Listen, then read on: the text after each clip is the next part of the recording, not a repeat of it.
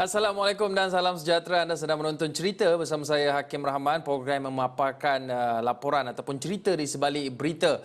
Baik, 25 Disember merupakan hari Christmas atau hari Natal, perayaan terbesar bagi penganut agama Kristian, dan banyak acara ataupun adat moden yang dilakukan sempena perayaan ataupun pada hari Christmas ini. Dan antara adat rasa moden yang kita dapat lihat pada tempoh ataupun waktu ini adalah gift exchange ataupun bertukar-tukar hadiah, memberikan hadiah.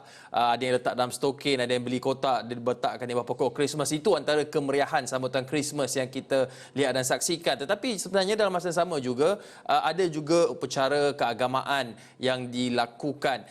Cuma mungkin kita tak berapa perasanlah upacara keagamaan tu yang kebanyakannya dilakukan di dalam gereja. Dan sebenarnya saya nak bersama dengan Wakil Esra Awani di Sabah, Syahriza Kamalu Alifin, sebenarnya yang berpeluang untuk menyaksikan sendiri kemeriahan persiapan sambutan Christmas di Keningau, Sabah. Syah, kita serba maklum bahawa ada upacara ataupun acara keagamaan yang dianjurkan, tetapi seperti perayaan-perayaan lain yang kita sambut dalam tahun 2020 ni, semuanya dalam norma baharu.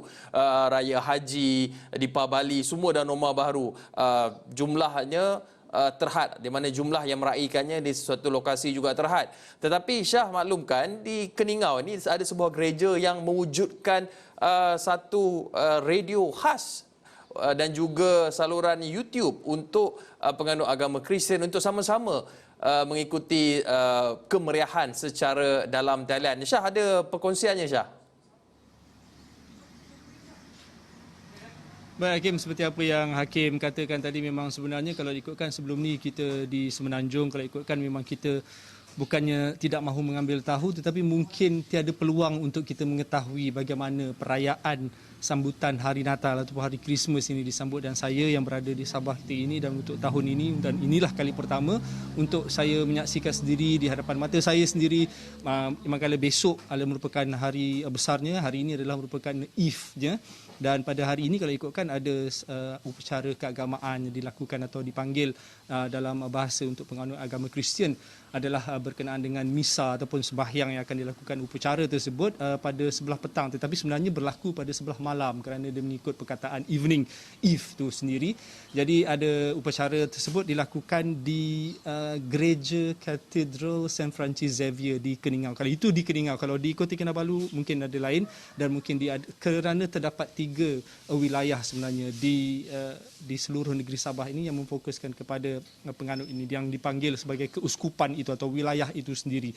Jadi Hakim, kalau nak ikutkan sebelum ini sambutan hari Christmas atau hari Natal ini kebiasaannya disambut di gereja, dan pastinya setiap tahun ribuan sebenarnya akan menghadiri. Contohnya di Katedral St. Francis Xavier di Keningau itu sendiri, sebenarnya pada tahun lalu terdapat sekitar hampir 5,000 penganut agama Kristian akan berkunjung untuk 2 siri untuk misa tersebut pada on the eve pada 24 hari bulan, dan juga pada keesokan hari iaitu pada 25 hari bulan bermula pada pukul 8.30 pagi sehingga pukul 10.30 pagi. Dan apa yang berlaku pada tahun ini adalah sesuatu yang di luar jangkaan. Tapi apa yang telah diambil langkah persediaan yang dilakukan oleh penganut agama Kristian adalah untuk memudahkan penganut agama ini sebenarnya untuk mereka beribadat. Tetapi caranya adalah mereka telah mewujudkan sebuah channel, iaitu selepas pada Perintah Kawalan Pergerakan PKP pada Mac lalu. Jadi mereka sedikit hampir terhenti, katanya hampir lumpuh aktiviti ibadat, bukan saja untuk penganut agama Kristian ya, sebenarnya untuk agama Islam sendiri, kita sendiri sebenarnya pun juga tidak boleh untuk mengunjungi rumah-rumah ibadat, tidak boleh mengunjungi masjid sebagai contoh. Tapi apa yang dilakukan oleh penganut agama Kristian khususnya di Keningau ini, mereka mewujudkan sebuah saluran channel YouTube. Itu adalah untuk proses misa harian yang dilakukan ataupun mingguan yang dilakukan. Tetapi apabila menjelang sahaja daripada PKPP, PKPD dan PKPB, dan sekarang ini masih lagi di Sabah ini masih melaksanakan Perintah Kawalan Pergerakan Bersyarat sehingga 31 Disember, maka ada penetapan yang terpaksa dilalui oleh penduduk yang mereka ni kebanyakannya berada di pedalaman, tetapi akses internet itu masih kuat. Tapi mungkin kurang bernasib baik pada mereka yang tidak dapat mengakses penuh kepada internet ini, kerana terdapatnya satu inisiatif baru lagi yang dilakukan oleh mereka yang dirasmikan pada Oktober lepas, Hakim, sebenarnya, iaitu sebuah stesen radio yang diberi nama sebagai Kekitaan FM, iaitu sebuah saluran radio atas talian yang boleh diakses, dan operasi Kekitaan FM ini adalah selama 24 jam, dan di sinilah sebenarnya untuk operasi seperti aktiviti misa ini pada sebelah malam nanti pastinya akan ada penganut agama Kristian yang ada berdaftar dan juga diberi ruang untuk berada di katedral ataupun di Katedral San Francis Xavier di Keningau untuk 500 individu, tetapi selebihnya mereka ini akan mengikuti di dua channel ini, itu di Kekitaan FM dan juga di YouTube channel. Dan satu yang lebih menarik sebenarnya, tiada satu pun lagi sebenarnya daripada keuskupan-keuskupan di seluruh negara Malaysia ini khususnya tidak mengambil inisiatif seperti yang telah dilakukan oleh Katedral St. Francis Xavier di Keningau ini, kerana mereka mewujudkan satu-satunya radio keagamaan untuk Kristian yang pertama di Malaysia, dan khususnya perkara tersebut adalah berlaku di negeri Sabah ini. Jadi itu, Hakim, sebenarnya cara mereka untuk meraihkan secara tidak langsung. Sebenarnya mereka boleh menyaksikan sendiri, mungkin ada sedikit buffering lah, Hakim. Kita faham juga internet di negeri Sabah ini sebenarnya masih lagi di peringkat tahap 1, kerana ada inisiatif pada kerajaan melalui jendela untuk mewujudkan jalur reba yang lebih luas, dan akses tersebut boleh didapati mungkin dalam tempoh 1 atau 2 tahun lagi. Tapi untuk tempoh ini mereka mungkin boleh pergi ke kawasan-kawasan luar bandar, ke kawasan bandar, contohnya di Pekan Keningau sendiri, untuk menyaksikan, kerana mereka tidak boleh masuk ke dalam gereja, tapi mereka boleh berada sebenarnya di sekitar kawasan katedral tersebut. Dan kalau nak ikutkan kawasan katedral ni, sebenarnya inilah yang boleh saya katakan masyarakat berbilang kaum, berbilang agama itu hanya boleh kita saksikan di negeri Sabah dan juga di negeri Sarawak. Bukan kita tidak mengatakan bahawa wujudnya kepelbagaian dan kesepaduan, perpaduan cara menghormati itu tidak di Semenanjung, tetapi begitu kuat sebenarnya di sini. Kerana kalau ikutkan di katedral ini, seberang daripada katedral tersebut adalah merupakan padang, dan berdekatan dengan padang tersebut adalah merupakan sebuah masjid. Masjid yang berada begitu hampir, dan tiada sebenarnya isu-isu rasism ini berlaku, tapi semuanya diraihkan, kerana di kalangan penganut agama Kristian ini ada juga ahli keluarga mereka yang menganut agama Islam, ada juga yang menganut agama Buddha, tapi mereka masih lagi boleh tinggal sebumbung seperti mana saya sendiri, Hakim. Syah, saya sebenarnya suka sangat dengan orang Sabah ni, sebab saya rasa kalau saya ada kawan-kawan pelancong daripada luar negara yang nak datang melawat Malaysia ni, saya akan bawa ke Sabah dahulu kerana Sabah ni betul contoh perpaduan, keakraban dan juga contoh bagaimana penduduk di negeri Sabah ini meraihkan perbezaan kaum, bangsa ataupun agama di negeri Sabah ini. Tapi Syah, dalam masa yang sama, kita juga lihat usaha yang dilakukan oleh pihak katedral itu untuk membawakan upacara Misa Kudus. Ini upacara yang mungkin ramai daripada kita tak tahu. Misa Kudus ini bolehlah ikutinya. Tetapi Syah, dalam masa sama, selain daripada upacara-upacara keagamaan ni, kita nak melihat juga bagaimana kemeriahannya. Sebab tadi Syah juga ada hantarkan gambar-gambar plastik, botol-botol plastik yang disusun jadi snowman. Tapi yelah, kita Malaysia ni negara tropika, tak ada salji. Jadi macam mana, apa kalau daripada sudut luaran perhiasan kemeriahannya tu, bagaimana menghasilkan apa yang Syah dan keluarga Syah lakukan, snowman itu?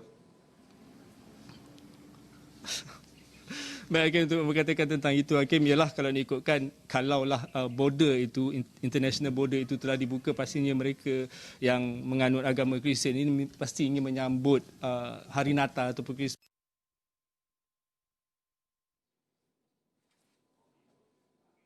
Kawasan yang bersalji, ada main snowman dan sebagainya. Tapi untuk mencipta kelainan, kerana apa kelainan ini dicipta oleh 5 orang wanita ini yang saya boleh kira sebagai wanita dewasa yang telah mereka mengambil inisiatif untuk pergi mengambil bahan terbuang seperti botol-botol ini untuk mereka kumpulkan untuk menjadikan sesuatu yang lebih meriah, kerana dah tak boleh menerima tetamu, hanya di kalangan ahli keluarga saja, dan kalau ada tetamu pun mungkin hanya 1 jam sehingga 2 jam. Dan kalau anda ikutkan tempoh tersebut bukanlah satu tempoh yang selesa untuk kita meraihkan sesuatu perayaan, Hakim. Bukan saja Christmas lah, mungkin kita nak rujuk kepada Deepavali pun sama, kalau hari tahun baru Cina pun sama je. Hari raya Aidilfitri juga, kalau 1 jam 2 jam tak sempat, Hakim, nak makan ketupat rendang, memang kita tak sempat. Tapi berbeza je kalau nak ikutkan dengan sambutan perayaan hari Christmas. Mereka di sini, mereka inginkan sesuatu kelana supaya mungkin ada satu suntikan baru untuk mereka merasakan bahawa tiada apa yang boleh diharapkan untuk membenarkan orang masuk, tetapi mungkin mereka ini boleh merasakan sesuatu yang luar biasa sedikitlah sebenarnya. Dan mereka telah mewujudkan usaha mereka itu daripada mengumpulkan botol-botol yang terbuang ini, mereka bersihkan dulu dan mereka sumbat dengan surat khabar lama. Dan kemudiannya mereka baru ada kita kongsikan video tersebut sebenarnya yang dilakukan oleh adik-beradik ini sebenarnya, dan hasilnya dah menjadi sebagai snowman. Taklah seputih snowman itu kalau nak ikutkan, kalau ikutkan seputih salji itu tidak mungkin begitulah, kerana mereka menggunakan tisu yang juga recycle dan sebagainya. Dan daripada kepala snowman itu sendiri mereka mencari bola lama, sebenarnya bola-bola putih lama, pelampung putih, dan telah dilukis mata snowman tersebut. Cuma mungkin nak ada cadangan untuk mereka meletakkan mungkin lobak yang sebenarnya untuk mereka memeriahkan suasana itu, Hakim. Tapi itu yang mereka lakukan kerana tiada apa lagi yang boleh dijadikan keseronokan. Kerana bagi mereka keseronokan untuk sambutan hari Krismas ini adalah bertukar-tukar hadiah daripada pengunjung yang datang, dan aktiviti menziarahi itu adalah sesuatu yang sangat signifikan. Bukan saja daripada keluarga Kristian kepada keluarga Kristian yang lain, tetapi sebenarnya daripada keluarga yang beragama Islam juga akan berkunjung ke rumah mereka yang menganut agama Kristian. Begitu juga sebaliknya itu, Hakim. Kalau ikutkan pada Syawal nanti, sebenarnya kita berkesempatan untuk merakamkan perkara tersebut pada tahun ini 2020 ini, tapi mungkin pada tahun 2021 nanti kita boleh merakamkan suasana yang mungkin kita agak janggal untuk kita lihat di Semenanjung, kerana kalau ada acara menziarah kubur bagi penganut agama Islam, penganut agama Kristian yang ahli keluarga mereka, di kalangan mereka itu ada juga yang beragama Islam, mereka akan turut serta sebenarnya, Hakim, mengunjungi kuburan-kuburan ini, kerana mungkin salah seorang daripada keluarga mereka yang telah meninggal adalah beragama Islam, dan tetapi rantaian atau talian darah tersebut ada di kalangan mereka juga beragama Kristian. Jadi itu keunikan tersebut untuk buat masa ni tidak dapat direalisasikan. Yang dapat direalisasikan adalah untuk mereka bersama-sama dengan ahli keluarga saja dalam lingkungan yang cukup kecil, tetapi dengan jiran-jiran sebelah menyebelah saja yang mungkin boleh mereka lakukan. Kalau ikutkan masakan, Hakim, kalau kita tengok cerita di Hollywood dan sebagainya adalah biskut dan sebagainya. Tak ada. Kalau ikutkan di Sabah ni, makanan yang ada ni adalah makanan yang contemporary. Dia ikut semasa. Kalau kata ada masakan-masakan yang boleh dilakukan sesuatu yang berlainan, mereka akan buat. Sebagai contoh, ada yang juga sebenarnya akan membuat satu masakan nasi biryani, saya dengar. Jadi itu adalah satu masakan-masakan yang memang semua orang boleh makan pun sebenarnya. Jadi ini sebenarnya yang mereka tumpukan adalah kepada kekeluargaan itu sendiri dan persahabatan, dan juga di kalangan rakan taulan. Hakim.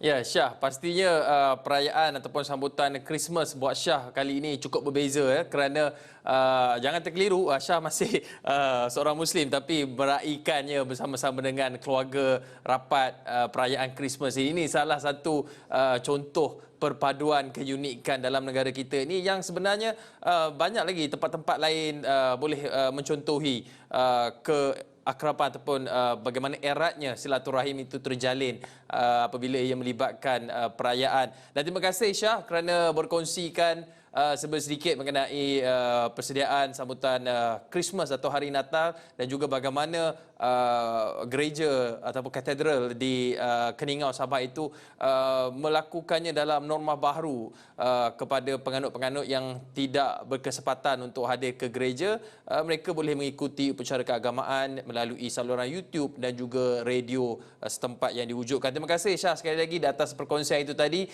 Itu cerita Syahriza di Sabah bercakap mengenai persediaan sambutan Christmas. Tapi kita perlu berhenti seketika. Selepas ini ada lagi aku nak bawakan pengalaman dan juga perkongsian wartawan yang sempat mengikuti operasi. Kita berhenti seketika, kembali selepas ini.